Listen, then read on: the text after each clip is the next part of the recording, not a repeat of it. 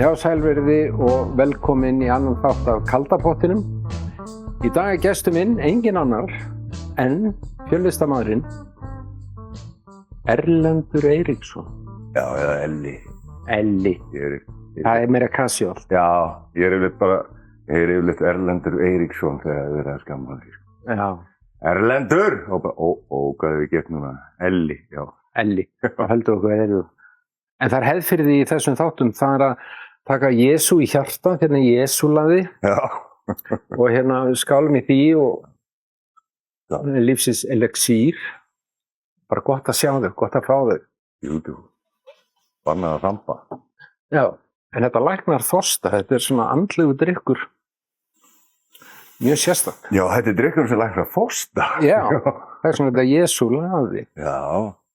En Elli, hvað segirðu? Hvaðan ertu? Hver ertu? Ég fæddist í Reykjavík. Já, Borgarbarn.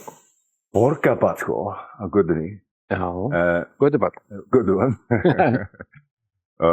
Búin að búa í Hlíðunum og Smóku og Hverfinu og svona eiginlega mesta svona úlingsárin og þetta, það var neðra Breiðholtið. Jesús. Útið, sko, og svo efra Breiðholtið. Já. Þannig að það þýðir ekkert að messa við mann, sko, því maður er úr húttinu. Já, segðu. Maður er búin að fara í gegnum þetta. Og Seljakörið. Árbærinn í smá tíma og miðbærinn. 101 og Vesturbærinn. Já. Þannig að maður er svona búin að taka skauta vel yfir Reykjavík. Og búa í, stuttan tíma í Noregi, Danmörku, Englandi og hvað stoppa í Hver og Paradísó eða Hvergili, það sem ég býr nú. Þú ert komin þangað núna. Já. En hvernig komstu undan Breiðholtinu? Hvernig unglingu varstu til dæmis? Segja. Já. Ég ólst upp náttúrulega á mjög mögnuðum tímum í neðra Breiðholti. Það var hérna 82, sko, í neðra Breiðholtinu. Ég held að vera 82 sem ég fór í efra Breiðholti, 12 ára. Ég er búinn að búa í neðra Breiðholtinu þar sem að Voice-klíkan var og þetta var allt svona, það var allt punk í gangi og já, mikið, það var í tísku að sniffa á þessum tíma. Já, tókst þátt í því? Já, við mér var kennt að sniffa. Hvað var það að sniffa? Í sveitinni. Í sveitinni? Já, þá prófum við að sniffa. Það var ekki það er ekki að fara að segja neitt, sko. Nei. Frá þessu, sko. Nei. Fráframallífi. Já, þá var bara að tekið bensín stólið bensín af bílnum, sko, og prófa að sniffa og þetta var bara magnað maður. Og svo kem ég í Breiðholti og alltaf nú aldeilis að kenna félagunum að sniffa maður. Og kunnu þeir allir? Nei. Nú? Nei, þetta var nýtt, sko. Ég lærði þetta frá frænda mínum sem bjóði í Mosó, sko. Það var eiginlega svona góð klíka líka, sko. Það var líka hút. Já. Og ég frétti að það var þetta að sniffa lím. Þetta, nú ætlaði ég bara að sína hvað ég hef lært í sveitinni, maður. Ég geti sniffa maður. Þannig að við fórum út í búð, getum lím og prófaði að sniffa og þetta gekk ekki neitt maður. Þetta var lím, þetta var bríulím maður. En sem betur fyrir, sko, því það var bara, nei, Elli bara ljúga, sko. Og akkurat á þessum tíma þá kom það upp, sko, að hann var kallaður Elli líka, hann sniffaði yfir því, lendi hérna í volum heilaskaða og þetta var rosa sorglegt og þetta var mikil umræða á þessu tíma. Mikil umræða og þetta var notað og þetta var, maður segja, svona forvarnar efni sem maður notað og þetta virkaði. Því það var bara, ég man allavega hann í mínu vinahópi og það var bara svona, ok, við erum ekki að bara sletta þetta. Ég kem úr Mosó þar sem að ég sem unglingur sniffaði mikið bensín og skelli nöðrunum.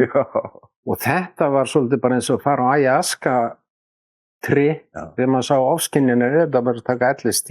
Það er alveg snar galið dæmi, sko. Maður á kannski ekki að segja þetta. Nei. bara don't do it, þetta er ekki sniðugt, sko.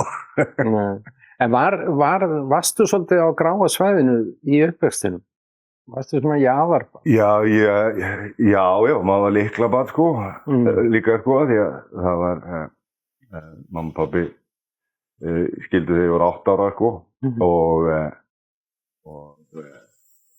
og mikið með móður minni og mamma með líkir hálsinn. Í teygjunni? Í teygju.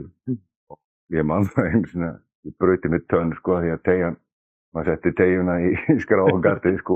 Svo skaust hún tilbaka? Og svo skaust hún brauti með tönnina, sko. Þá ákvað maður að setja teygjuna í vasan, sko. Ekki hafa hana hálsinn. Fékkstu svona bjöggaskarð? Já, næstu því. Það náði ekki alveg bjöggarnu, sko. En það tímabil var aðeins og undan. Ég er svo ungur. Já. Þetta 70. Þetta 70. Seinni hluta síðustu aldar. En hvað tekur við svona, þegar þú ferð inn í að detta inn í fullorðinsárin? Fórstu menntaveginn eða? Nei, ég er með, hvað getur við sagt, ADHD á öllum stigum eins og maður segir. Það eru kraftar. Lesblindu mikið, sko, en það var ekki til á þessum tíma, maður bara skussi, sko. Og ég var illa læs og er eiginlega ennþá illa læs af því að þess vegna hef ég ekki farið út í að lesa hljóðbækur og svoleiðis, sko, af því að ég þarf svo óbóðslega mikla vinnu í það. Að ég þarf að lesa textan mörgum sinnum og ég þarf að highlighta hann í alls konar litum og samt kannski lesa ég hann vitlaust og það er bara, já. Og skólakerfið hefði ekki verið gott við á þeim tíma með lesblinduna og það allt saman. Nei, það var við vorum bara tossar og við vorum bara settir í annan bekk og maður fekk bara að heyra það, sko. Nákvæmlega. Og maður bara dílaði við það eins og sko, þannig að ég með mikilli hjálpaði og mér var mjög mikill snillingur út sem sko, hún lét mann ekkert gefa þetta þó maður væri kannski 13 ára en þá að sitja við eldhúsborðið að lesa upp átt, sko. Því að þetta var bara eins og sagt það vissi ekki, það var ekki greining á þessu, þetta var örugglega bara æfingaleysi. Og það var bara afgreitt sem slíkt. Já, og maður bara tók eins og til þess að klára gagnfræðaskóla, sko, þá þurfti maður bara að vera í auka tímum í starffræði og í lestri og þessu og það var bara gert, þannig að maður bara djöflaðist í gegnum það. Náðirðu prófunum? Já, ég náði gagnfræðaprófunum, sko. Já, góður. Og rétt skriði það maður, en það var nóg, eins og maður segir, það er bara útskrifast, það er það sem skiptir máli, því þá getur þú farið, þá hefur við meira frelsi. Nákvæmlega. Þá getur þú valið svo margar leiðir og ég fór í FB, byrjaði að læra rafvirkjun. FB, fjölbreytt í Breiðholti? Já. Rafvirkjun var? Já, það var rafvirkjun. Og mér gekk rosalega vel í verklega dæminu. En bóklögufögin voru ekki minn debóllög. En í FB á þessum tíma, sérstaklega, það var matreiðslubrauð líka. Það í skúrnum fyrir utan, sko. Þannig að labbaði alltaf framhjá til þess að fara í undirheima til þess að sofa. Yfirleitt labbaði maður í skólan, sko. Það bjó í sérleikörnu og labbaði maður í skólan og það var yfirleitt leiðin tekin bara niður í undirheima og bara að leggja sig bara á okkur. Sittið á sig. Já, sittið á sig. Og það var alltaf, það stóðu nemendurnir í kokkakvöldum með trompana úti, sko. Og það góð líkt. Þetta er kannski eitthvað skemmtilega. Ég fór yfir á matreiðslubrautina. Og ég kláraði grunnið þar, sko, en ég kláraði aldrei, sko, því að ég kláraði matreiðslubrautina en til þess að klára stúdentinn þá þurfti ég að taka svo óbúslega mikið af svona bóklegum fögum og það var bara ekkert virkaverð. Ekki neitt. Danska, af því að maður er með lesblindu þetta, þá er maður með mjög gott eyra til þess að maður notar eyrun miklu meira, sko. Og ég man það þegar við vorum að fara í munnleg próf í dönsku, þá las ég aldrei bókina. Ég gæti ekki lesið bókina. En aftur á móti þá vissi ég það að þeir sem voru bestir í þessu, þeir mættu alltaf fyrstir. Þannig að ég mætti alltaf fyrst og svo stóð ég í röðinni og ég bara talaði við krakkana sem voru í röðinni og þeir sögðu mig bara frá bókinni. Svo bara fór ég bara alltaf aftast í röðina, þangað til að ég var bara komin nógu góðar upplýsingar. Og svo var maður bara með það gott eyra að maður, svo sagði ég bara og reyndi að láta þetta hljóma sem danska og það bara virkaði. Þannig að ég náði því alltaf. En svo voru skriflegu prófum, þau voru vesinn, sko. Þau voru vesinn. Þannig að ég ákvað að bara ekki klára stúdentinn. Það var bara ekki neitt áhugi fyrir því. Og fór vinna í Seljakari í pizzameistarinn. Vídeómeistarinn fyrir ofan síld og fisk eða eitthvað svona. Það var vídeómeistarinn og svo var pizzameistarinn. Þetta var áður en var komið svona heimsendingaþjónusta á þetta, sko. Og þar var ég að búa til pizzur. Mjög skemmtilegt. Og hafði alltaf áhuga á mat, sko. Já, þetta eins og maður segir, sko,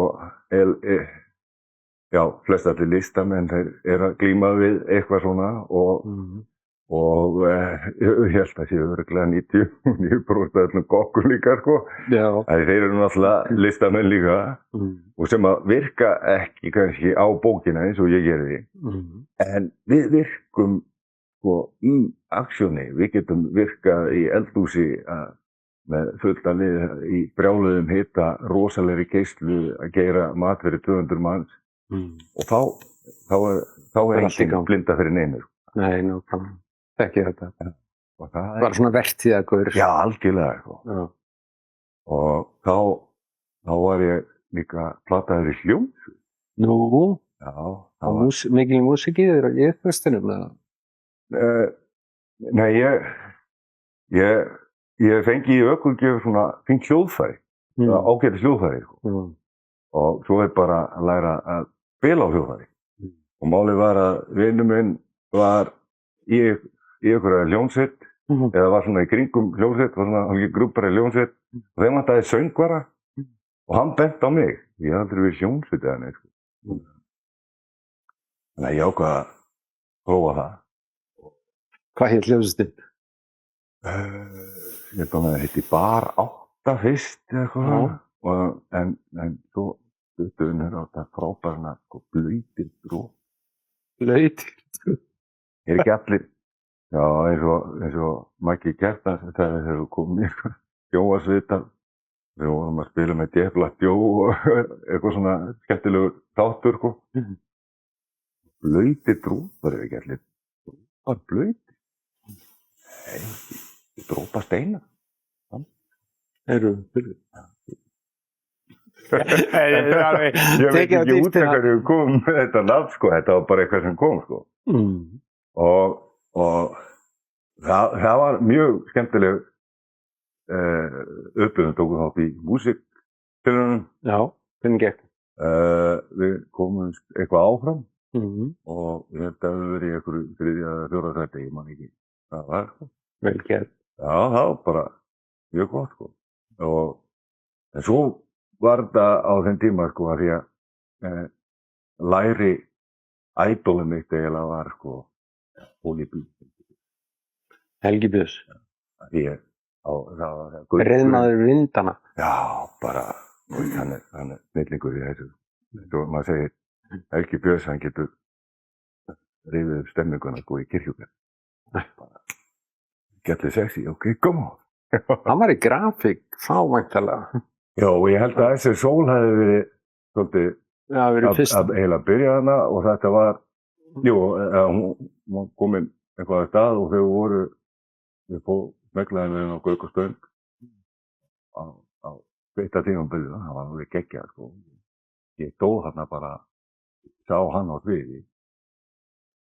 Þegar voru, sko, að spila þarna, svolítið stappaði nema og bara hósveitt og þeir að spila og hann rífur eitthvað strábeint fyrir fram að sig, sest upp á axlindar á honum og bankar í liðan á honum og rífur hann síðan salir svo hesti, sko, og snúran, mikrofónsnúran, hún var ekki alveg að ná, sko, hann bara kippti henni og það hrundi allt kerfið niður, en hann stoppaði enginn, sko. Nei. Og það var lík stemming og ég bara... Þannig að maður hugsaði alltaf bara, já, ok, hvernig og það bara... Láta vaða. Já, það var Helgi, hvað maður... Það var bara... Og það var mjög skemmtileg tímabil, sko, við vorum að spila fullt af sveitaböllum og mjög skemmtilegt. Við náðum að toppa okkur eins og við segjum á Hvítasunni þar sem síðan skeið svo var að spila fisk og svo voru við, svo var Sála Jónsson. Þannig eru þið komin í elítuflokk. Já, við vorum að hitu fyrir stuðmenn og... Nú. Já, þannig að við vorum alveg búin að veika. Það hljómar fyrir þannig. Já, við fórum síðan inn í stúdíó. Já. Og hann Axel Einarsson sem hljóður í sér. Við ákveðum að gera, við höfum ekkert efna á því að búið til heila plötu eða neitt og við. Þannig að við vorum eitthvað í sambandi við hann og ákveðum að gera styrta plötu til styrtar krísugusamtökum. Vel gert. Og fengum bara svona óþekkta bílskúrhljómsveitir á landinu. Og það var bara tekin upp heil plata með þeim, heit Húsið. Þá náðum við að taka upp eitt lag, sko, það sem að... Var það eitthvað frumkvæði að gera þessa plötu þá til styrtar eða? Já. Hvernig kom það til? Já, það var, ég veit ekki alveg hvernig ég var að ljúga mig gegnum þetta, sko, en þetta var af því að við vorum komin í einhver samband, sko, með Axel og við vorum að finna bara leið hvernig við getum gert þetta. Já, ég myndi segja að við höfum verið tókveikja því. Ok, vel gert. Já, takk fyrir það. Þetta var bara mjög stoltur af þessu og því við heyrum fyrsta skipti lagi spilaði í útvarpi, sko. Það voru allir að gera saman í bílum. Það hefur verið moment. Jesús Kristur, við vorum skrækjandi þarna eins og... Gaman. Já, bara æðir, komum upp á bílum bara. Við erum bara að meika það, sko. En svo var lagið náttúrulega, það var allt og langt, ég hef aldrei spilað, sko, það eru 5 eða 6 mínútur, sko. Já, það mátti ekki útvarpið þá. Nei, það mátti ekki, sko. 3 mínútur. En ég hlusta á það daginn, sko, því að einn í hljómsveitinni, hann var svo sniðugur, sko,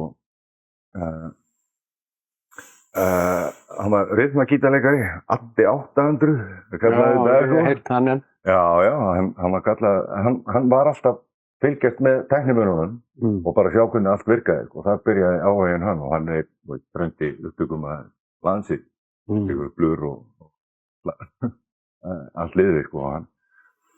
Og ég man þegar vorum að taka þetta upp, þá var þetta náttúrulega allt á teipi og við vorum ekkert, þú veist, við vorum æðislegir á sviði, við náðum við brosa stemningu og skemmtilega, sko, en við höfum aldrei verið í stúdíó.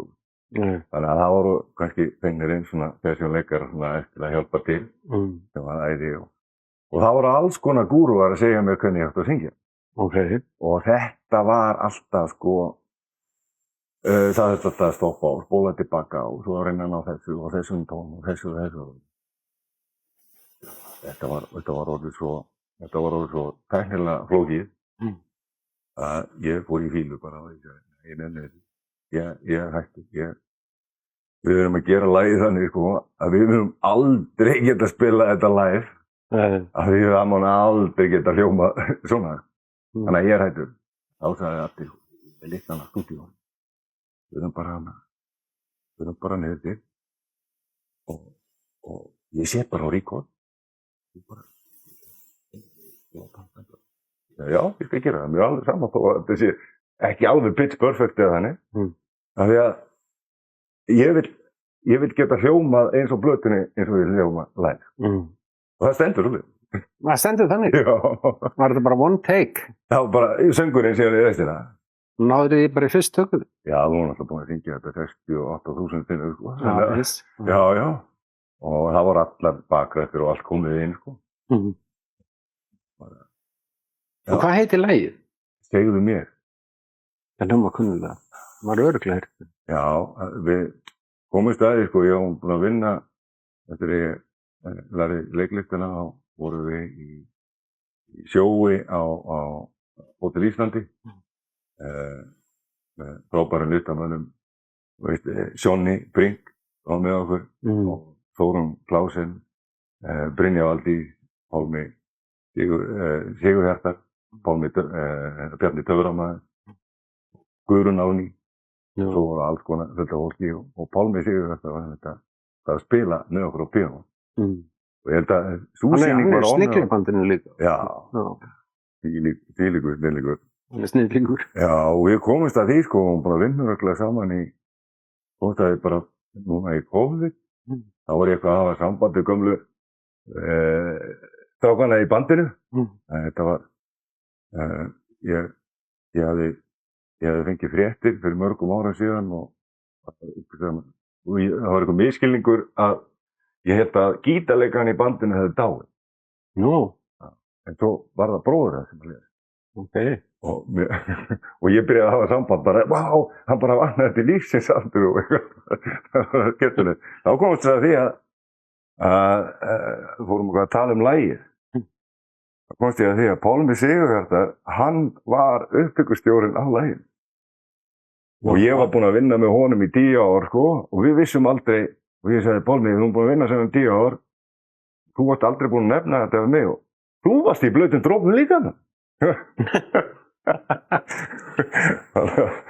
Þetta er alltaf skemmtilegt í ljósveitum, svo. En leiklistin, var hún einhvers þar alltaf, eins og þið segir fyrir vestan, back of your mind, eða var það eitthvað svona hvartvís ákvörðun, ég ætla að vera leikari, eða svona lesblind ákvörðun? Já, ég hafði náttúrulega sittur hann að mömmu, hún sagði mér, sko, að því að sonur minn sem er að verða 9 ára, Eiríkur Sæberg, sem hann svona svolítið eins og snýtt út úr nefinn á mér. Og sér myndir af mér þegar ég er á þessum aldri. Og ég hef sýnt honum sjálfum, sko, veistu hver þetta er? Mynd af mér þegar ég var 8-9 ára. Og það, já, þetta er ég. Nei, þetta er ég. Það eru svo líkir, sko. Og ég var víst þannig að mér fannst ekkert mál að standa á sviði og búa til eitthvað sjó. En þetta var eitthvað sem ég myndi ekkert eftir. En þegar ég var í FB þá var ég plataður í árshátíða söngleikja dæmið sem var alltaf einu sinni á ári. Ég tók þátt í einhverjum 2 eða 3 söngleikjum. Og það var bara... Kviknaði þar? Já, en það var ekkert svona, ég ætla að vera leikari eitthvað, en eina sem ég vissi að mér var leikara bæði búnur og gallar alltaf, það var svo fallegt fólk og verða alltaf bara fallegra eftir því sem það vera eldra. Og þá bara, já, það verið gaman að gott að vera leikari af því að þá hlýtum að vera bara fallegra eftir sem vera eldri, sko. Það hlýtur að fylgja með, sko. Nei, það var, ég var, eins og ég segi, sko, þegar ég var í hljómsveitinni þá, mér langar alltaf að vera og ég hafði mikinn áhuga á flugi, mér langaði svo flug. Og pabbi minn bjó á þessum tíma í Bandaríkjunum og ég átti bíl sem ég hefði fengið sem stöðulaun fyrir að selja bílana sem að pabbi var að flytja inn frá Bandaríkjunum þegar gaurinn hætti sem hann var að selja fyrir hann og var ykkur nokkru bílar eftir og fékk ég eitt bíl í sölulaun fyrir að klára að selja bílana og ég ákvaði að selja þann bíl bara og fara til Bandaríkjunum og læra flug. Já, og átti ekki pening, sko, fyrir flugfarinu. En þá kom mamma með brilljant hugmynd, sko, að það var kólaportið opna. En þá var það í bílastæði húsinu þarna hjá Seðlabankanum. Já. Byrjaði þar, sko. Þannig að við fórum í geymslurnar hjá öllum frænkunum og ömmu og þetta og það var bara tekið til í geymslunni og þetta var dót sem ég fór með og seldi á 2 dögum fyrir flugfarinu og gjaldir til að kaupa eitt gamla Volvo þegar ég kom til Bandaríkjanna. Góður! Og svo bara, ég var ekki búinn að selja bílna, ég ætlaði að nota hann fyrir flugnáminu af því að ég gæti ekki gert það hérna því að það var svo dýrt.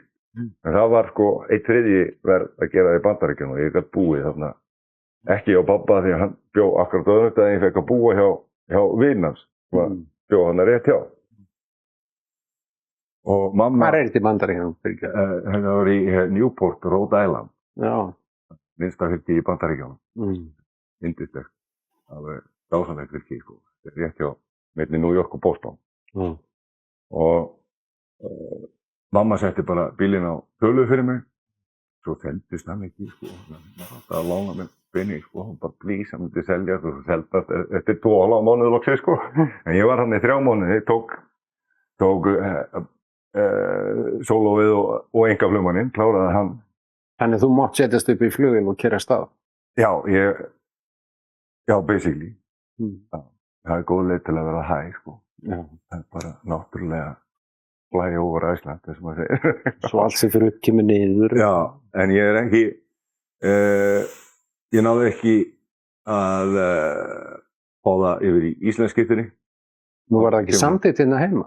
Nei, það er þú þarft að taka nokkur próf sem er bara eðlilegt sko, það er eins og veðurfræði og staðháttafræði og landafræði hérna sko, sem þú þarft að taka sem er mjög skiljanlega því að þetta er örugglega, já, eitt torfættasta land í heimi til þess að fljúga því að, já, eftir 2 mínútur þá breytist veðrið. Já. Og það er eins gott að þú sért vel undirbúin í það sko. Já.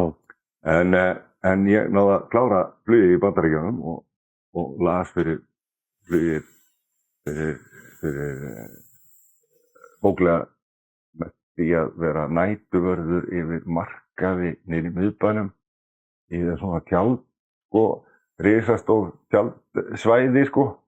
Þar var ég á nóttinni, sko, sem vörðurinn, sko, að lesa.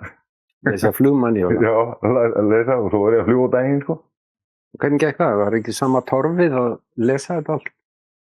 Vinna sig gegnum það, já? Já, að það er eins og einbeitingin líka, hún verður einhvern veginn öðruvísi líka. Þegar brennandi áhugi. Já, og líka það að þú ert að gera þetta líka á öðru tungumáli. Það er, þú þarft að setja svo ofboðslega mikla einbeitingu að það tekst eiginlega fyrir sko athyglisbrestinn að ná að einbeita sér því. Nákvæmlega. Og já, það þarf að vera svo ofboðslega mikið í húfi og þetta er eins og þegar ég lærið lögfræði að ég fór 3 ferðir gegnum hraðalestarnámskeið til þess að bara ná bóklega dótinu og þegar ég var að læra og er að læra þá er ég yfirleitt sko með 2 tölvur í gangi, útvarpið, sjónvarpið og er að búa til mat þegar ég er að skrifa ritgerð eða eitthvað sko. Því það þarf að vera svo mikið áreiti allir kring til þess að Já, ég ekki það. Já. Ég nota sko þungmetal tónlist til að ná einbeitingu. Já. En kláraður, var það ambísjónir að verða flugmaður? Já. Það sem þú stendir að? Já, og ég ætlaði að komast inn í flugherinn. Flugherinn? Já, þá vissi ég að þá fengi ég ókeypis bestu flugkennslu. Þannig að ég sótt í norska flugherinn og var að reyna að komast inn í bandaríska flugherinn og eitthvað svona. En þá kom ég var ekki búið mitt út. Var það í veginum? Það var í veginum. Og ég kom síðan hérna heim eftir að ég lagði flugið og vissi að ég þurfti að taka hinn prófin hérna, en ég vissi að ég myndi alltaf stoppa að ég þurfti að klára stúdentinn. Þannig að ég þurfti að fara, ég ætlaði samt að reyna að sjá hvort ég geti gert það, en var náttúrulega búin með allan peningin og meira en það, sko, þannig að ég fór að vinna, gera út Coca-Cola og eitthvað svoleiðis og þegar ég fór 3 í bakinu þar og þá þurfti ég að hætta því og ætlaði að reyna að komast á atvinnuleysisbætur til þess að geta lært á undir prófið eða eitthvað því að baki var allt komið í og með þursabit eftir Coca-Cola kassaburðin sko. Og var næstum því að komast á atvinnuleysisbætur þegar þá var vinur minn orðinn yfirkokkur á Lækjarbrekku sem var þá rosa skemmtilegu staður. Spurði hvort ég geti komið einn dag og hjálpaði. Því að hann var byrjaði líka sko í matvælasviði, grundið matvæla innan þarna FB og var búinn að klára skólan og svoleiðis og spurði hvort ég geti komið hjálpaði einn dag og ég sagði ég getur komið á morgun. Bara koma saman. Þannig að þá lærði ég komið. Var þetta bara svona spontan ákvarðanir? Já, þetta yfirleitt oft svoleiðis nema leiklistin. Leiklistin. Hún var svolítið ákveðin. Hvort kom undan, leiklistin eða lögfræðingurinn? Leiklistin. Leiklistin kom undan? Já, af því ég kláraði kokkinn sko 95 og mér langaði alltaf prófaðalík. Þá var það svona undirliggjandi svona kraumandi alveg bara, verði ég get ekki haft svona eitthvað frá og ekki prófa það. En mér langar að gera út og búin að býta það í mig. Já, þetta er svo áþjóðlega. Ég heiti Erlend. Passar búklega vel. Og ég man, sko, ég hafði ekkert farið í leiklistatíma eða neitt, eða lesið mér neitt til og var ekkert, ég held að ég væri með þetta miklu meira á hreinu, sko, af því að ég hafði verið dreginn inn í eitthvað verkefni hjá RÚV. Eitt verkefni var Slett úr klaufónu sem var svona spurningaþáttur sem Felix Bergsson var með. Og ég og vinur mig voru svona svarthvítir karakter sem voru svona sketsar hérna inn á milli og svo var ég í falinni myndavél hjá Hemma Gunn, þegar ég var fótbrotinn í Kringlunni með 2 hækjur og fullt af pókum með bleiur og svona buxur, það var alltaf að detta niður um mig og það var að reyna að finna út hverjum myndi koma að hjálpa mig. Þetta var heilan dag, sko. Í dag þá fengi maður svona áfallateymi, sko, eftir svona, þetta var bara, þetta var 18 eða 19 ára þegar ég gerði þetta. En frakkur, þú er greinilega mjög frakkur, svona outgoing. Já. Hvað ekki þetta segja sér til introvert? Nei, þetta er svona, ef ég beðir hlutinn, þá er þetta eitt mál. En það er miklu erfiðara fyrir mig, sko, að búa til, sko, frumkvæði að hluta. Það er eitthvað sem maður hefur svona lært, maður horfir líka tilbaka hvernig maður er, sko, til að viðurkenna það. Það er svolítið maður bara. En já, eins og maður segir, ég er löngu búinn að taka ritskoðanda minn og gagnrýnandann og reka þá, sko, þegar maður sagt upp. Þannig að það er ágætt að ég ekkert með þá, því að oft er bara, það maður bara segja, sorry. Eins og sagt er, sko, oft er betra að segja fyrirgefðu heldur en að biðja um leyfi. Það var ágætt bara að keyra á það, sko. Innan vissa marka, því að það er bara ein regla, sko, að þú meiðir ekki aðra eða talir illa fólk. Það gilda enga reglur nema sú reglu. Það er bara það. Það má allt svo framan sem meiðir ekki aðra. Já. Það er svolítið mitt þing. Já, það er líka. Og svo eins og sagt er, sko, að gera hlutinn, það er svolítið gott að þá gefur öðrum líka, sko, tækifæri á, já, ok, það er í lagi að gera þetta. Af því að hann gerir þetta. Hverju þórið þú að gera þetta? Þá bara svona, já, ekki,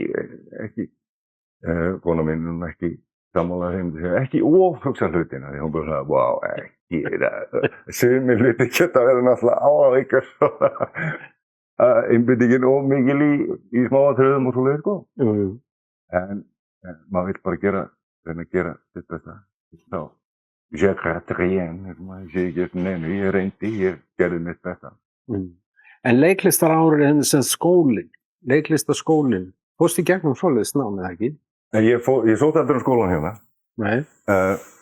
En ég fekk þess að frábæra hugmynd, ég ætla bara að fara til England og ég ætla bara... Vera leikari og eldast fallega. Já, og ég ætla bara að prófa þetta. Þannig að ég lærði þetta er svona að gera, læra Shakespeare-monologa og þetta. Og ég bara lærði það og ég sótti bara sko, Royal Academy og alla svo stæðstu skólana sko, og í Skotlandi líka, tók 7 skóla, hóp bara einn út. Gisti hjá okkur gamalli konu þarna og svo bara tók ég lestina og gjörsamlega skeyt upp á bak alveg með stæl sko, eins og þessi. Ég hló svo mikið að því sko, eins og í Royal Academy þegar það með Shakespeare og þá bara, já, virðulegt dæmi og svo velur þau bara stað til að fara með monologinu, Shakespeare monolog og að einhverjum frábærum ástæðum, þá fannst mér brilljant að standa fyrir aftan súlu. Af því að þá leið mér svo vel að ég væri að tala við manneskjuna og ég stóð fyrir aftan súluna og ég að fara með monologinu og svo sé ég þau, í paneli stóð svona og svo voru þau alltaf í alvöru. Þau stoppuðu aldrei sko og svo var ég búinn og ég bara, wow, gekk vel. Og kom út úr þessu? Nei, ég fekk nein á það. Ég kom heim og ég bara svona, já, ég ætti að læra einhverja tækni eða eitthvað, að ég það. Það perðar úr, sko. Þá var ég að vinna sem kokkur og þá var í Kramhúsinu, þá var Árni Pétur. Þá var hann með leiklistatíma fyrir byrjendur á kvöldin. Þannig að ég ákveð að taka tíma hjá honum og tók síðan fram að tíma hjá honum. Og það bara, já.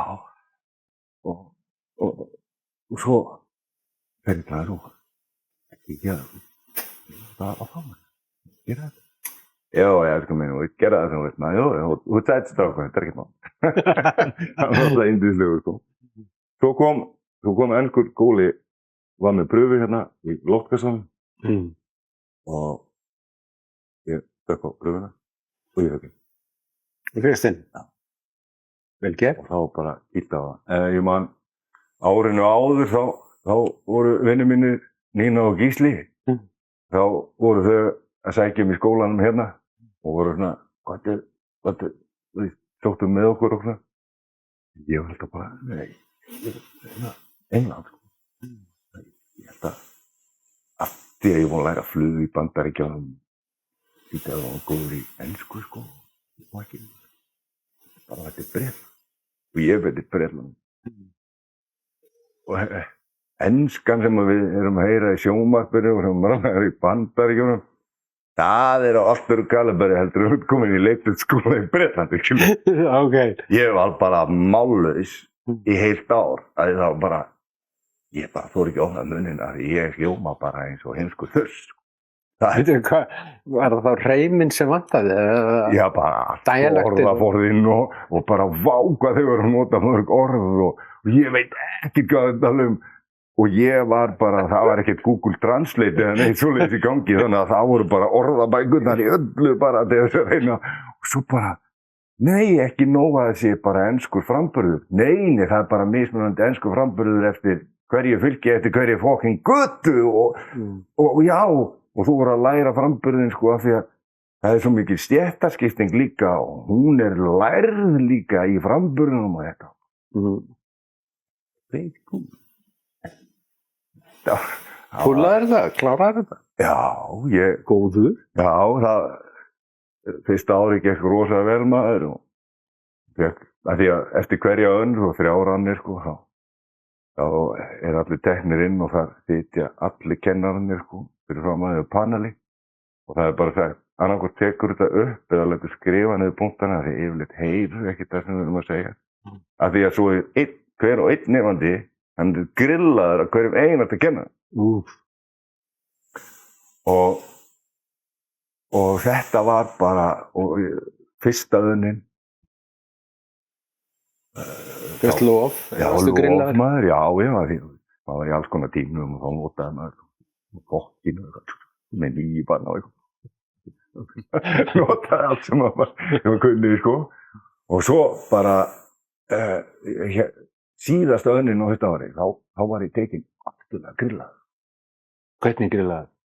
Það var, eins og maður segir, maður man ekki eftir því. Ég var skrifað niður. Já, og við vorum með einn kennara sem var svona í method, þetta var svona method leiklið, sko, það var bara sagt, sko, ekki hleypa þeim of djúpt inn í þig, sko. Þetta er ekki þetta, bara eyðilagt þig, sko. Maður veit ekki hvað að vera, maður veit method bara, já, Dustin Hoffman. Það lítur að vera málið, sko, þetta er alveg málið. Og það var bara tekið, sko, ég heit Robert Fried, sem var æðislegur, frá Transylvania. I don't know why you're here. This is, you should just go back to a little Iceland of yours and you don't interest me anymore. Og það var bara allir pakket í og maður sagði, lágut á henni. Svo hittast aldrei á pögnum og eftir og bara, ég er ekki það, ég vil ekki gera þetta og eitthvað svona. Það er aldrei grillað þig, sko. Þú helgar eitthvað góðu, sko. Ég treysti því, sko, að ég gæti sagt þetta við þig, þú getur. Ráin, why? Var það að hugsa sem pep talk? Já, þetta er einhver sálfræði hrærigrautur, sko. En eins og maður spurði, sko, er ekki gaman að þessar leiklit, sko. Og alltaf bara leika sér og eitthvað svona. Og eina samlíkingu sem ég gæti sagt, sko, þetta er gaman í rússíbana. Og ég prófaði einmitt að vera í rússíbana í 3 ár og í 24 tíma. Það er eiginlega... Fyrir búið. Já, það er svolítið öðruvísi, sko. En maður er bara að læra tekni og inn á sjálfan sig og öllu pakkinu, sko, þannig að það er allt tekið. En þú púllaðir þetta og kláraði þetta? Ég púllaði og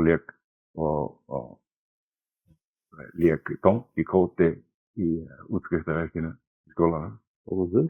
Og það var... Sjálfan Don Quixote? Já, eða Don Miguel de Cervantes, höfundur sem skrifaði Don Quixote, því að þetta er náttúrulega mann sem er söngleikur hann sem lendir í fangelsi og fangarnir hann inni alltaf taka allt rastlið á honum og alltaf dæma hann inn að það bara sér samfélag þar inni en hann fær alla með sér í lið og hann segir sögun og býr til sögun af Don Quixote þarna inni til að verja sig.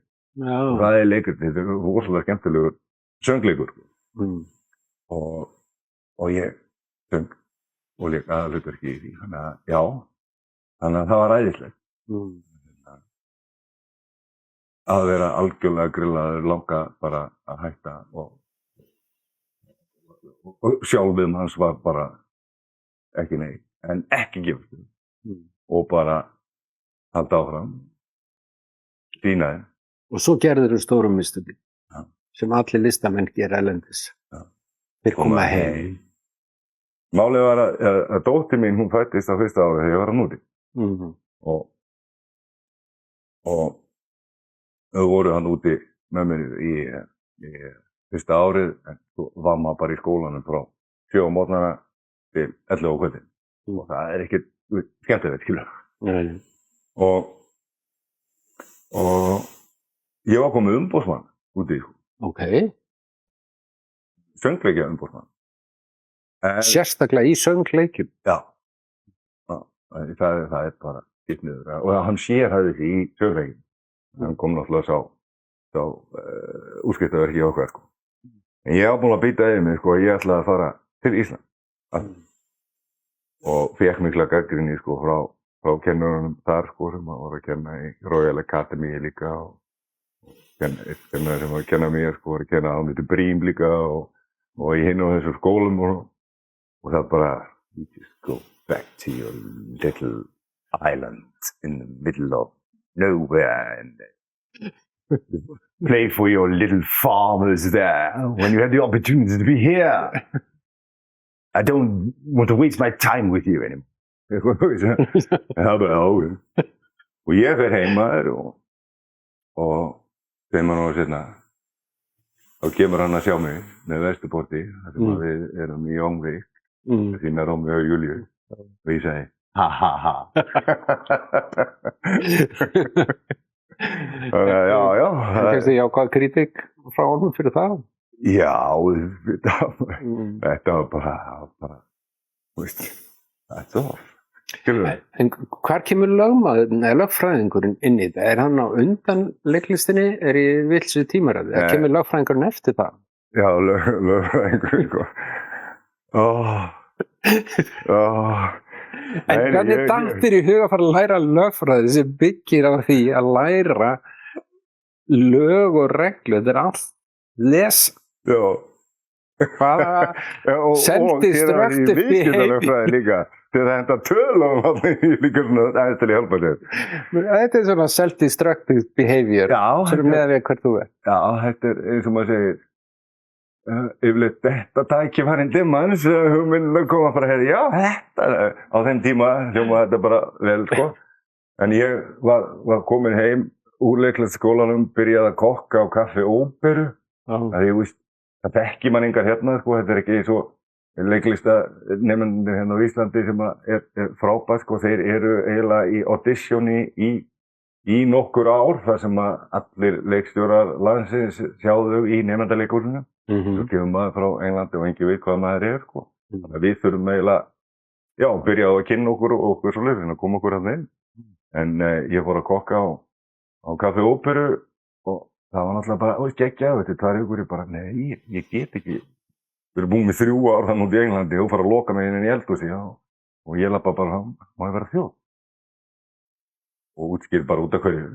Það er miklu auðveldara að hoppa úr þjóninum ef ég þarf að fara í einhverja pröfur eða það er einhver hlutverk eða eitthvað svona, heldur en að vera vaktstjóri yfir eldhúsi. Það er auðveldara að redda þjóni heldur en einhverjum sérhæfðan kokki inn í eldhús. Og ég var svo stressaður að fara með vínseðilinn og allt maður og ég bara, það er að leiklist í 3 ástendum, sviðið og þú ert svona hrættur að bara velja. Alveg kósveitur, sko. En þetta er bara svona challenge yfirleitt eins og út í leiklistarskólanum þegar við vorum áttu að velja námskeið og það var trúða námskeið og einhverjum svona skemmtilegu dæmi og eitthvað svona og þó kom eitthvað stand-up og ég fekk svona hnút í magann að þetta er auðvitað erfiðasta form sko að leiklist. Stand-up? Já. Þannig að þú ert bara þarna einn með mikrofón. That's it. That's it. Og ég þurfti að prófa þetta. Allt því að þetta bara svona, wow, ég hrættu við þetta. Ok, þá er ég að prófa þetta. Og þetta var eiginlega svona gegnum gangandi, þannig að ég byrjaði að þjóna, svo fór ég að þjóna á hinu á þessum stöðum og svo voru vinir mínir Gísli og Björnlinur búin að útvikast á skólanum og þeir ákveða að búið til hverfisbarinn hana sem var hann á móti hjólugúsinu, að ég vantaði að fara stað til þess að geta fengið sér góðan bjór og eitthvað svona, cool. Mjög skemmtilegt þetta verkefni og þeir döfluðu mig inn til þess að reyna að laga eitthvað eldhúsið og mér var þetta bara geðvægt en ég náði að platta á til þess að hjálpa með eldhúsið en ég fæði að vera barþjóðn, ég vissi að þetta er leikstjóri, mann sem kemur hana og get ég kannski, ekki vinna það. Og það var þess að ég fekk hlutverkið mig á Íslandi og það var með Vesturporti. Ok. Lykill hálsinn. Hét verkið? Já. Agnar Jón Eiríksson samdi þetta verk og þá vorum við einmitt á Vesturgötunni að æfa á í þessu gamla iðnaðarbýli. Já, þessum skúr dásanlega sem það var. Við æfðum í kraftgólfum þegar það voru kalt. Og það var fyrsta svona greidda hlutverki sem þú fékkst. Nei, það var ekkert greitt kannski. Maður held að vorum að þjóna, skilur. Nei, það var bara, eins og Vesturport var bara byggt líka bara af fjölista bara keðju sem að ef við komum í hugmynd og þá bara vorum við með öll tæki og tól og við bara ákveðum að gera stykki. Við gerum til dæmis Titus Andronicus í risaskemmu þar sem að hvalasýningin í dag sko, sem var bara tómt iðnaðarbil og það var bara one show. Það var bara eins og rock'n'roll tónleikar sko. Ólafur Darri sko að leika Titus og það var bara rosa skemmtilegt og þú bara byggði upp á sig og svo. Og Gísli langaði að gera Rómeó og Júlíu því að hann var búinn að vera fimleika og gera fimleikasýningu.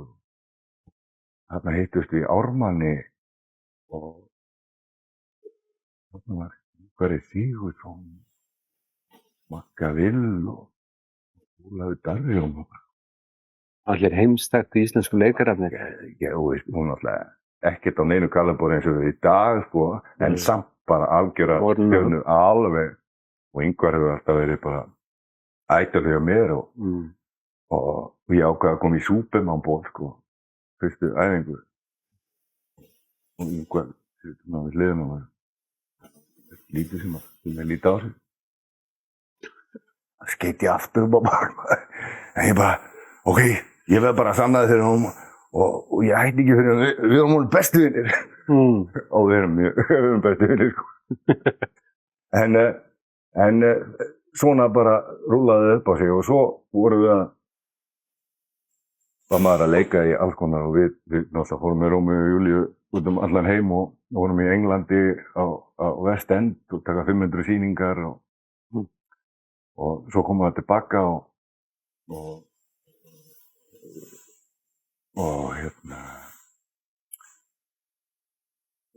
Basmóður dóttir minnar hún var þjóð og hann langaði til að læra viðskiptafræði. Og ég var að leika bara hingað og þangað og hún sótti mig allar skólan og svo langaði að tékka á Bifröst. Það var bara gott að fara í svona umhverfi og eitthvað hlut með þetta, frábært. Og ég bara hugsaði, hvað ég að gera með það? Þannig ég er að leika á svona, en þetta er eitthvað sem ég get bara halda áfram að læra líka. Hvað er hann inn? Viðskiptalögfræði. Wow. Þetta er crazy. Vinur minn lögfræðingur og sagði einhvern tímann, ég get ekki talað við þig þetta maður, þú skilur þetta ekki. Og ég var í partíi sko, það voru rosa mikið af kanónum landsins maður, ég reyði umlega vekk og kallar mig aldrei heimska skilur.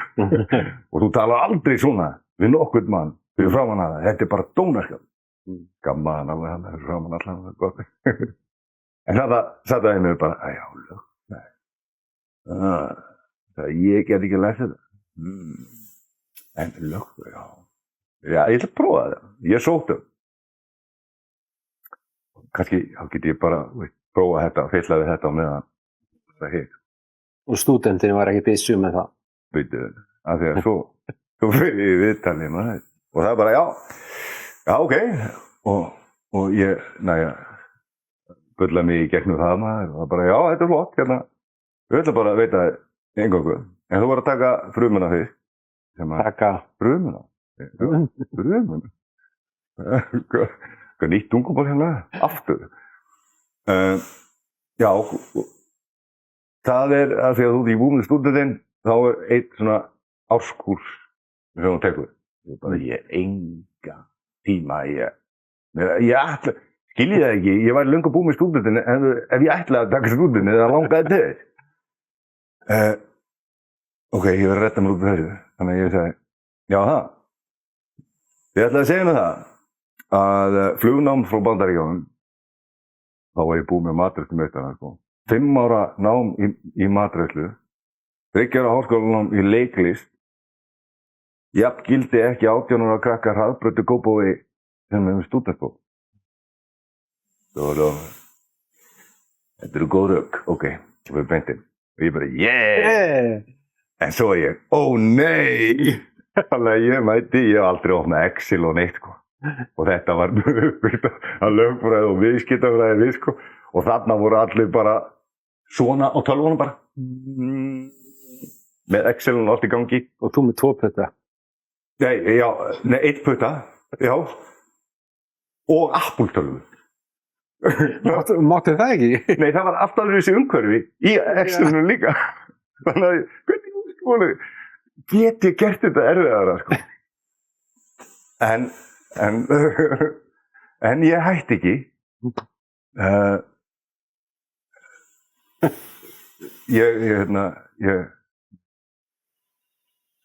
Ég var nú felldur af Sigga Lyngdal í almennu lögfræði. Og ég var ekki sátt við það. Nei. Af því ég vissi að ég hefði alveg svarað spurningum. Þó ég hef ekki svarað orðið. Og ég kærði hann. Og ég vann. Ég hakkaði upp. Talandi að bjarga sér. Já, þetta er svona, eins og maður segja, þetta er ykkur já.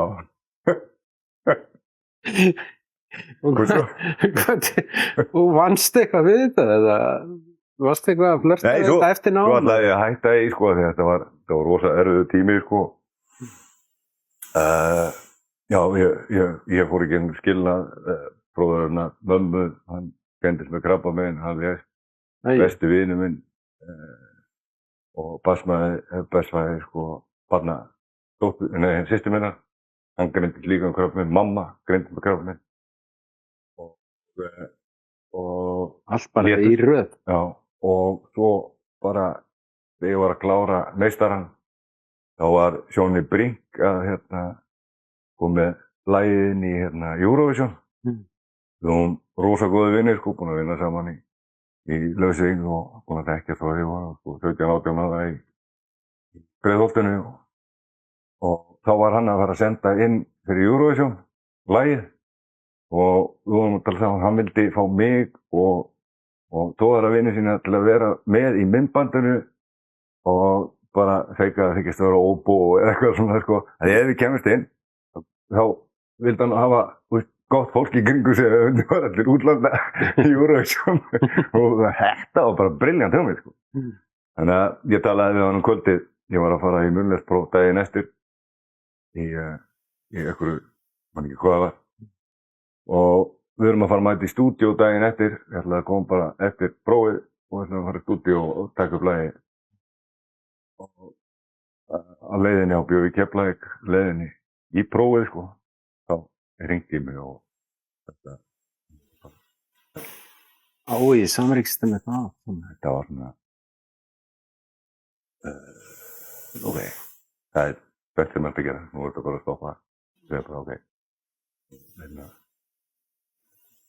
Þetta á ekki að vera svona.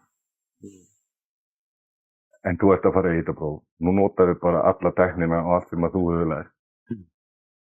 Show must go on, það hefur alltaf verið þannig, sko, þú ferð á svið og að móðir hinn hafi látist á hann, sko. Og það var bara, það kikkaði inn, sko, þannig að ég gerði bara upp á öðru. Ég tók mjög prófið. Það var bara, já, þetta er frábært, þetta er bara, það er hvernig liðið. Það var bara, þá kom það, sko. Kom allt svona. Já, já. Og þetta er bara, svo var ég búið með lögfræðina og var eitthvað, að því ég hafði tekið starfnað hjá lögreglunum á höfuðborgarsvæðinu, 6 ára núna. Ég reyna að fylgjast með boxunum. Þetta box. Já. Svo pabbi sagði, ég var líklega, sko, Elvin, nú ætlar ekki að fara að ákveða hvað ætlar að vera á stofustó. Sagði pabbi, ég er búinn að því. Ég þarf ekki að ákveða mig. Ég læði vekk, ég get með það. Nákvæmlega. Já. Og það er svo gott, sko. Varstu lögga? Ég var í nokkra mánuði hjá löggunni. Þetta var æði. Fyrsta daginn sem ég mætti, þá kom ég í jakkafötum. Ég bjó í Keflavík á þessum tíma, sko. Og ég var að skrifa meistararitgerðina mína í lögfræðinni. Og var á vespunum á mömmu. Ég keyrði á milli, sko, í krakkana. Og í jakkafötum. Og ég kem í alltaf flottum jakkafötum hann, sko, því að þetta er lögfræðingar og svona. Þarna voru bara töffarar. Þarna var, maður ekki hvað þessar bróðir, Eiríks Haukssonar og þetta voru rosa flottar kannónur maður. Ég bara, vá, ég ekkert að passa. Overdressed. Algjörlega overdressed maður. Þannig að daginn eftir, bara köfla og skipta og rönd og bytti og passaði. Þannig ég kann ekki verið meðvitað þetta. Og það var bara sesturinn á skrifstofu og það var bara svona bunki af málum sem maður ætti að fara yfir og var í mjög skemmtilegum málum og svo var maður að fara í réttarsalinn með öllu þetta og ég. Já, það er tvennt í lögfræðinni sem ég vilja gera. Það er eins og höfundaréttur, samningaréttur og það. Þá gæði mig að gera í sambandi við listamenn. Og svo til dæmis sem var næstu ég komin inn í einkaleyfastofu og var ég örugglega ennþá í lögfræðinni, sko. Það var alveg okkur tvo sem við stóðum eftir, sko. Fyndi. Bara ekki. Og hef ég komist inn að því ég þurfti bara að bíða eftir að vonandi kæmist ég inn hjá taxónauðabóðinu. Þetta var aksjón og skemmtilegt. Þetta er eitthvað sem ég myndi ekkert fungera á lögfræðistofu til þess að þetta bara í jakkafötum og bjóða tölunar. Það er ekki alveg. Nei, og ég byrjaði í lögmannsréttindunum og þá voru örlögin tekið inni, sko, það var girt á mig á Vestmanni. Og var í hækjum hérna inni og ég fann það, sko, þetta er ekki, mér finnst bara miklu skemmtilegra inn í eldhúsi eða upp á sviði þó að það sé alltaf ströggl og miklu erfiðara og einhver peningar í því. Þá er það bara, hvað ég gera pening? Kaup mér stöf sem ég þarf ekkert á að halda. Meira. Meira drast. Já, meira drast. Já, alveg nú mikið drastli. Og ég get alveg búið til þetta. Algjör snillingur í því, þú erum bara konið við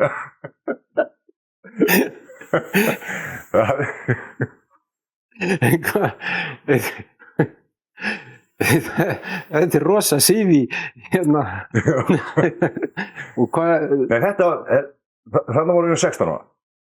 Svo En matreiðslan láttu nú eitthvað við þig. Þú varst niður á Sólheimum. Já. Að kokka? Já, ég var þar í 1,5 ár. Og eignaðist alveg yndislega vini þarna. Þetta er yndislegu staður. Alveg dásamlegu staður, sko. Og það var nú bara til þess að, já, það er svona alltaf, þetta dettur alltaf við hennar bara, sko. Þegar ég sæki mjög þá fæ ég aldrei, sko. En ég vil detta skemmtilegu hlutum bara alltaf. Þetta er bara eins og örlegin segir, sko, þetta á ekki að vera fyrir þig núna, en prófaði þetta, maður. Já, þetta er eitthvað crazy, ég á ekki að gera.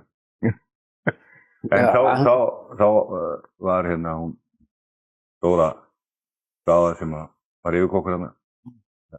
Vinna með henni fyrir fjöldamörgum árum.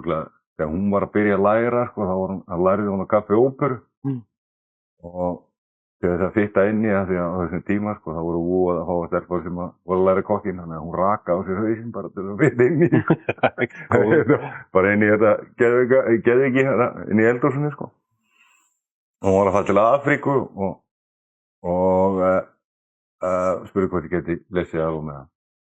Og þá voru þarna umræður að hvort að myndi búið til samstarf með að byrja veganóstagerðina þar, sko. Við ætlum að fara inn í það eins og eftir. Við erum að spyrja bjóstu niður á Sólheimum þegar þú varst að kokka þér, að keyrðir bara á milli þá? Keyrði á milli, sko, ég bjóði Hverageri. Og býrði hann? Já. Ég býði hann. Já. Við erum að tala saman. Já. Nei, ég bjóði það aldrei. Nei. Og ekki nema þegar það var ófært. Já, þá veitum maður að svo var. Nei, það er bara að kera á milli. En svona því tíminn aðeins svona verðin að þrengja á okkur. Vegan ostagerð. Hvernig kom það til því? Já. Segðu mér bara því. Það Nei. Þetta kom til þín. Já, þetta kom til mín. Já. Þetta kom eiginlega til mín, ég var yfirkokkur á skýrgerðinni í Hveragerði. Já. Og við vorum að setja upp svona hefðbundna skýr. Ég var að búið til skýrið bara svona eftir gamla mótanum að fara með bolla af mjólk út á engi til þess að búið til starterinn og fekk Robert Douglas til að hjálpa mér að gera svona heimildafund skýrgerðina af því að vorum öllum að reyna að setja inn í að vera svona túr af fólki sem geti séð skýrgerðina og fengi síðan smakk og geta búið til smá heimildamind með það sko sem við myndi horfa á og geta þetta á alls konar tungumál. Við getum dottar og kínversku líka. Yeah. Og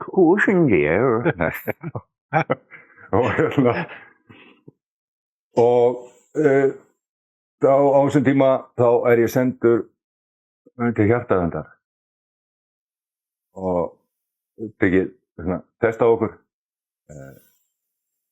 og læknirinn segir við mig, herðu, ef þú gerir ekki eitthvað í þínum málum þá verður þú komin á kólesteról lækkandi lyf sem þú verður á til æviloka. Ég bara á þetta, þetta kallar mig feitana, veist hvað það maður? En ég var náttúrulega 110 kíló, vinnandi 12-13 tíma á dag, sko, í þessum hitta á... Íslenska leiðin. Íslenska leiðin, sko, alveg gjörsamlega. Og ég fann það, sko, ég var komið hjartblóta, gáttati og það var alltaf að drepast í löpunum og allt erfitt sko. En ég hafði bara, ég fitnaði svona jafnt og fínt, þannig að ég var bara svona köll í tói. Það kom ekkert dumba eða eitthvað svoleiðis, þetta var bara... Dreifðist vel á þig. Dreifðist vel á mig. Þetta var vel úr það sko. Þannig að ég hugsaði, já, ok, ég veit alveg, ég get ekki fara á Herbalife eða ég veit ekki hvað ég er búinn að kaupa mörg kort í ræktina sem að hafa alltaf dagað uppi og finnst það bara ekki gaman og ég verð að hafa eitthvað stað til að fara á ef ég ætla að fara út að hlaupa eitthvað. Þá ég að hlaupa eftir strætó eða eitthvað sko, ekki bara til að fara. Ef undan löggunni eða eitthvað. Já, það var í Breiðholtinu. Tókst alltaf. Þannig að pabbi minn, hann annar skemmtilegu kapitúli sko. Hann var vélstjóri, sportnuttari, colonic therapist eða mannlegur pípulagningamæður eins og hann kallaði það, útskóluna sérfræðingur og framkvæmdastjóri Ann Wigmore Foundation í Bandaríkjunum. Ann Wigmore er eiginlega móðir hveitigrass stafans á lifandi fæði. Og ég vissi það sko að þú gerir þetta með mataræði og náttúrulega hreyfingu, en mataræðið er bara, og líkaminn er það sem læknir setur saman. Brotin bein, en það er líkaminn sem að sko lætur það gróa. Og þú að gefa líkamannum bara rétta orku og tíma til þess að geta lagað þessar hluti. Og ég ákvað bara, á þessum tíma voru 2 vegan krakkar. Það vegan var eitthvað sem var bara nýtt orðið heila. Og þau yndislegu krakkar sem voru búin að stöðu mig, sko, þau lífaði einu sinni á bökunum kartöflum í 6 mánuði. Já, wow. Still alive, very good. Bara, jú, írska þjóðin gerði þetta líka, sko. Gegnum aldirnar. Gegnum aldirnar, sko. Þannig að ég hugsaði, já, þannig að ég var alltaf að leika mér að búa til einhverja vegan rétti fyrir það. Og svo þegar ég bjóti matseðilin þar, þó þetta væri steikhús og einbyttuð þig, þá vissi ég að til þess að losna við vesenið, að þá hafði ég sko eins og súpu dagsins og brauðið vegan. Ef þú hefur það bara vegan, þá getur alltaf byggt upp frá því. Svo er þetta niður. Og þá ertu aldrei að stoppa flæðið og maður er búinn að heyra þetta næstu fyrir mörg ár svona salatætur að koma hérna maður og hvað á að gefa þeim. Bara aðeins meira grænmeti, skilur. Þannig að bara svona, nei, þetta er ekki alveg, þetta er ekkert skemmtilegt. Þannig að maður setti bara á alla rétti bara góða veganrétti. Og ég var að leika mér að búa til fyrir þau. Þannig að þegar læknirinn hafði sagt sko að ég var í... Það ekki við. Já, þetta, já, nú fyrir á pillur og það bara, nei, ég er ekkert að fara á pillur. Sýnum að fyrir partí, sko. Já, segi, ok, ég ætla að prófa þetta vegan bara. Þannig að ég mætti bara í vinna, yfirkókar og steikbúsi, skirkir og segi, ég nú vegan? Og bara, já, ok, þú tóðum að gefa ykkur. Já, ég hef alltaf verið það. Þannig að eina sem ég var hræddur sko, algjör ostafíkill, sko. Það var ost og brauðir. Alltaf í svo... Með gunna majónesi. Alveg mikið af majónesi. Rækju, gulsi. Skefhelst majónesi, sko, á hliðan og með, sko, alveg. Og smjör. Það var ekkert mál að búa til vegan majónesi. Þá bara googlaði maður þarna með aquafaba, baunasava og sojamjólk og bara aðeinslega majónes og smjörið. Það var ekkert komið mikið hérna í búðir á þessum tíma. En svarta smjörið var að koma. Og það mjög gott, þannig að bara, ok. Og ljómasmjör líka, sko, veistu hvað já. Og það var hérna, en ostandi voru þessi. Það var bara, nei, that's gonna be my downfall. Það svona rakst ég á þig sérstaklega. Því ég vegan líka á kona mín. Það voru ostarnir, ég var grænmetsæta í fjölda ára. En ég tók aldrei skrifa að verða vegan að ég var svo húgt á ostadildin. Þannig ég fagna þér, allt áfram, láttum ekki trufla. Ég er að koma með lækna, ég er að lækna þetta, sko. Af því að þessi ostar sem voru í búði, þetta var alltaf, mér langaði aldrei í mig það. Og þetta var svona, þetta er meira svona, sko, umbúðu utan líka dóla eða eitthvað. Þetta er ekki alveg að tickle my fancy, eins og það segir. En ég sá eitthvað gaur hann út í Þýskalandi sem að fara til Sviss og lært hefðbundna ostagerð og var að búa til camembert og gráðosta og gattjunötum og kókur. Og ég bara tekka á umtalinu í sambandi við þetta og hafa með ykkur svona masterklassa. Þannig að ég bara nefni þetta bjólugonum minna og bara já. Kýta það út og tekka á það. Og ég fyrir út og Þorsteinn Garðarsson, meistari minn, var að leysa stundum að þarna á kirkjunni, hann kemur með mig líka bara og bara já, og tekka á þessu. Hann hefði verið sko yfirkokkur yfir náttúrulækningastofnuninni í Hveragerði og mikill áhugamaður þetta. Þannig að við förum í 2 masterklassa þarna úti og fyrsta sem ég mætti og það var hann að franskur veitingahús eigandi og bara svona, ok. Svo sér maður ostana og bara, hvað er það? Hún sé gott. Svo smakkaði það. Og fyrsta sem ég hugsaði, þetta ekki vera búið, ég var að koma til Ísland og búið til. Drífðu sig. Og það var bara, kom til Íslands og doblaði Ingo Einmi sem er meðandi okkur í Lækjum. Og fórum á Sorpu og náðum í kólakellir og gárum hann í sundur til að tróðum inn í þvottaherbergi og þjóðarkonum mín segir alltaf sko, ég er að senda því í Sorpu sko. Það er með 1 ruslapokk og kemur með 3 tilbaka. Nei, þetta er gull sko. Og ég byrjaði að búið til ostana þar og þeir voru svona eftir. En ég hugsaði alltaf, ok, þetta er aðeins þetta, en er ekki til eitthvað sem að vex á Íslandi sem við getum búið til ost á? Alveg pottið sko. Og ég bara laðist yfir því að það er ekkert rosalega mikið af kassjónetum eða kókusnetum sem að vaxa á Íslandi. Ekki Grímsnes og Grafningsrepp allavega. Ég held að það sé bara bananar með sér í Hveragerði. En ég ákvaða bara, mér langaði að gera þetta lokal, eitthvað sem vex á Íslandi og fór bara að gera stúdíur og fór að þróa ost úr kartöflum og haframjólk. Já. Og hann virkaði svona. Hvar er þetta projekt statið? Hvað er langt síðan þetta var? Og hvar ertu statið með þetta núna? Byrjum á þessu fyrir 5 ára síðan. 5? Já. Ok. Og þetta er bara, ég er búinn að fara út allt sko til þess að fá samstarf hinga og þanga því mér langaði að gera þetta svona, Vesturportleiðin til að gera þetta í samstarfi við hinn og þessa.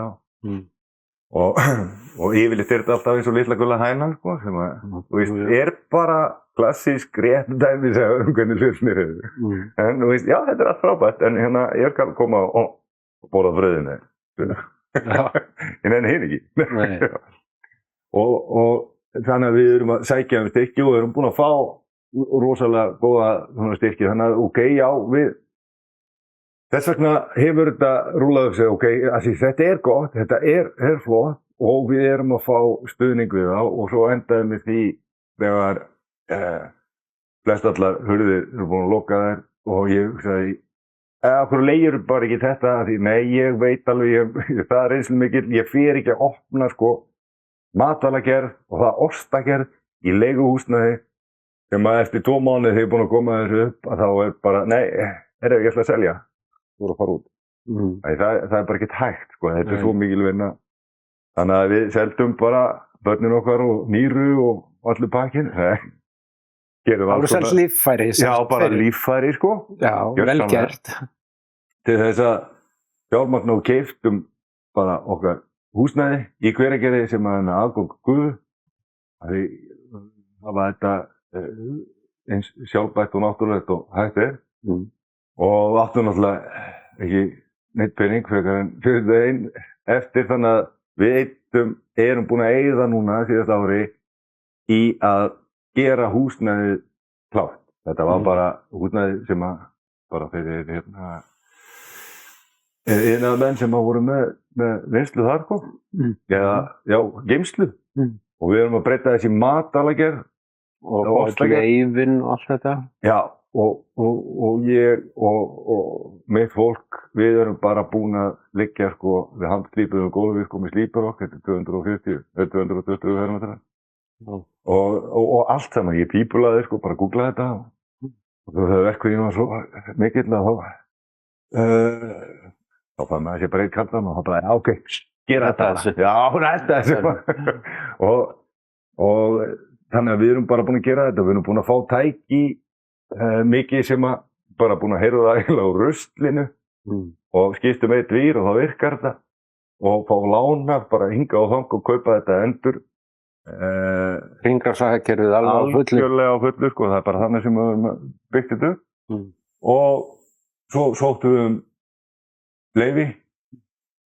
Hann talaði okkur á föstudegi, eða við sendum þeim á föstudegi. Hann spurði hvort hann geti koma á mánudegi og hann bara svona ég kem á miðvikudaginn þá, ok.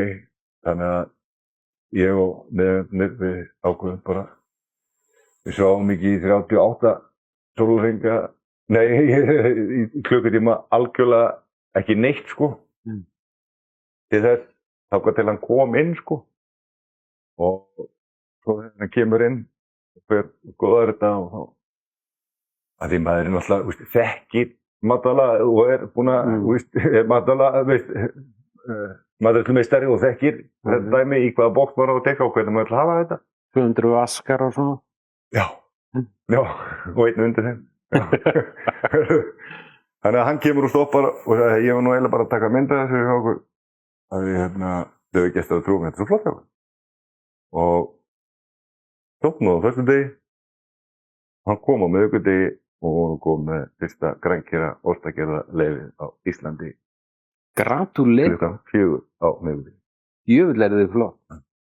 Það er snill. Þetta er bara, já, þetta er alveg rosa skemmtilegt og rosalega stolt að þessu. Og nú, við erum búin að vera núna, það var náttúrulega setið á hakanum líka, því ég veit að líka, sko, þegar þú ert komin í nýtt húsnæði, þú þarft að prófa uppskriftirnar, hvernig það virkar og svo þetta skalaði við, hvernig getum við gert þetta svona og það er það sem við erum búin að vera að þróa og erum núna að fara að setja í gang. Ég er að tala við listamenn einmitt líka sko, því ég vil fá listamenn í umbúðar pælingarnar og því sko, af því að nú við erum að reyna að fjármagna tæki og fá fjárhausta inn til þess að kaupa tæki til þess að við getum búið til geggjaðan vegan pizzaós eða bræðsluós.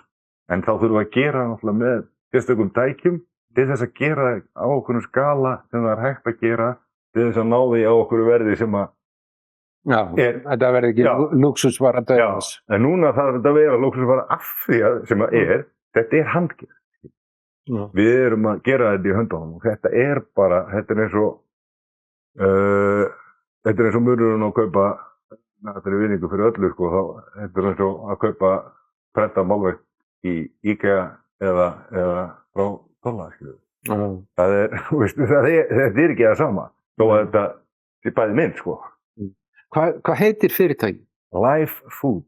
Live Food, og gerir þetta allt undir því merki Live Food? Já. Þannig ef ég sé vöru í kælinum, stendur Live Food, þá það þið. Já. Hvenær get ég veganistinn farið út í búð og keypt mér í Krónunni eða Bónus eða hvað sem það er? Já, vonandi.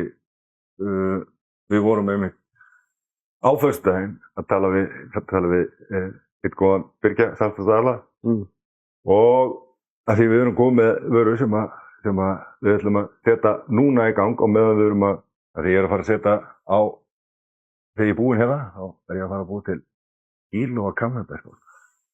Já, ok. Það er það æði, sko. Er það eitthvað svona prufukeyrsla einhvers staðar, er þetta eitthvað sem fer út í búð? Já, það er það sem ég ætla að setja út í búð. Hvað er búð? Ég veit ekki segja. Ég er svona að sæta lagi að því ég vil langar svo smakka ostana. Já, ég kem með til þín, sko, alveg på því. Og ég skal segja þér það þegar ég má ekki alveg segja þetta. Segðu það. Þetta er gull, baby, þetta er gull. Slökkt á vil. En hérna, fyrsta varan sem við erum að gera er eiginlega svona partímatur.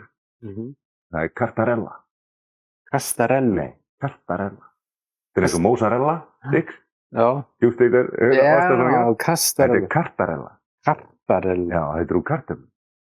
Ég skil. Þetta er kartöflu ostu. Kartarella. Mikið af veganmat heitir eitthvað. Kartarella, yes, you like. Kartarella. Já. Mikið af þessu veganmat einmitt svona eins og, ég man ekki, bacon og svona, það er mikið svona hugmyndaauðgi kringum nafn á veganmat. Já. Sérstaklega á Íslandi, menn það er skemmtilegt. Já. Maður er að fylgjast með þessu. Alveg, ég vissi ekki hvort ég ætlaði að skýra þetta ástur. Þetta er ástin fyrir osti. Þetta er ekki ástur fyrir ástur. Það er svolítið cool. Já, mér finnst það skemmtilegt, ég ætla að skýra eitt bara ástur. Af því að ég vissi ekki hvort að það eru ykkur yfirvildi út í Bandaríkjunum og Breitlandi hvort að þetta megi heita cheese, þannig að það eru að skrifa með setu og eitthvað svoleiðis. Með mjólkina. En ég fór í viðtal við tvo var svona eiginlega setta þegar ég var að kynna kammerbergostin sem ég var með það einu samstarfi og þá var ég settur inn í herbyggi og það koma tveir ungir hefðbundnir mjólkurfræðingar sem setti bara inn hann með hvítan slopp og lappa beint við hann og segja heyrðu, og við vorum sendið inn til að smakka einhvern hérna arfaost hérna, hvað er málið? Við bara, ok, here we go. Og ég með kammerbergstana og ég bara, hæða, já, ok. Og hvað? Nei, hvað er hérna, úr hverju er þetta? Þetta er, þú kannski þetta og góðkostmjólk. En hvernig náður miklum svo? Nú það er bara með hefðbundnum osta. Gerðum. Nei! Já, smakum þetta. Ég ger maður þetta. Já, ég smakka. Það er hvað? Svo þetta áfram að tala og ég sagði, já, ég veit ekki hvort ég get kallað þetta ost eða hvort það er verið ástur eða hvað sem er. Og ég bara, nei. Þetta er ostur. Þetta er algjör ostur, bara thumbs up. Og ég labbaði út. Þetta er þetta er tvo hefðbundna mjólkurfræðinga með thumbs up. Og þá sagði ég, nei, já, ég get ekki hægt, ég verða klára. Þannig að nú erum við að klára þetta. Þannig þú ert í því þessa dagana bara að lánsa þessu projekti, Live Food og ástur. Já. Erfitt að beygja það? Ástur. Ég er ástur. Við þurfum að kaupa ástur. Maður á ekki að beygja þetta, maður á að borða það. Já, nákvæmlega. En mikið rosalega gaman að hitta þig og bara þessi í gegnum sögunina. Já. Bara yndislegt. Og flottur. Og ég er alveg mjög impressed yfir sko. Bara takk fyrir að hlusta. Það var bara skemmtilegt, mjög ánægður. og gaman að heyra hvernig lífið sko virkar. Ef maður leyfir lífinu svolítið að stjórna þessu og hættir að stjórna upp með lífið, gerist hlutinni bara eins og það eiga að gera. Algjörlega, og við eigum daginn. Og tökum Jesú í hjarta og þá erum við bara í rosa góðu mál. Halleluja. Takk fyrir að koma, Elli, og gaman að kynnast þig betur. Bara takk fyrir að fá mig, okkur, hingað. Já, bara æðislegt. Skál í boðinu. Já, skál. Heyrðu, takk fyrir að hlusta og horfa, eða hvort sem þið gerðuð, og ef það er eitthvað sem viljið benda mér á eða okkur sem erum að gera þetta, þá kemur e-mailadressa hérna neðst á skjáinn, tyratýr.is. Sendið okkur endilega fyrirspurn eða tuðið í okkur. Takk fyrir að horfa.